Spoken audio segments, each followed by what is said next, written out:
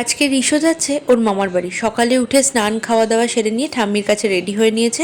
আমিও সমস্ত কাজ গুছিয়ে রেডি হয়ে বেরিয়ে পড়লাম আমাদের বাড়ির উদ্দেশ্যে। বাড়ি থেকে বেরিয়ে প্রথমে রিক্সা, তারপরে অটোয় চড়ে আমি আর আমার মেয়ে গেলাম আমাদের বাড়ির উদ্দেশ্যে, কারণ আজ আমার বাবার জন্মদিন। রাত অটো থেকে নেমেই দোকানের সামনে ওর দাদাই আর ভালো মাকে দেখে ও লাফিয়ে চলে গেল ওদের কোলে আদর খাওয়ার লোভে। তারপর ওকে কোলে নিয়ে বাড়িতে ঢুকলাম। আর বাড়িতে ঢুকেই অদ্ভুত একটা খাবারের গন্ধ নাকে ভাসছিল। মা আজকে জমিয়ে রান্না করেছে বাবার জন্য। আজকে মেনুতে ছিল ভাত, শুক্তো, ইলিশ মাছের মাথা দিয়ে পুঁইশাক চচ্চড়ি, ইলিশ মাছ ভাপা, কাতলা কালিয়া, পায়েস এবং দই।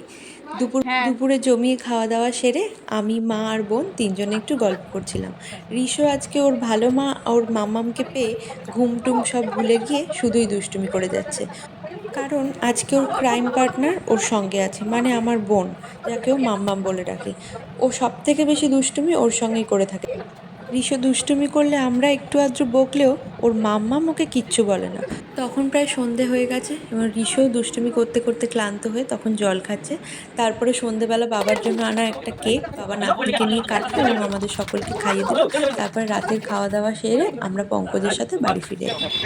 টাটা। যদি ভিডিওটা ভালো লাগে please do like, comment, share and subscribe.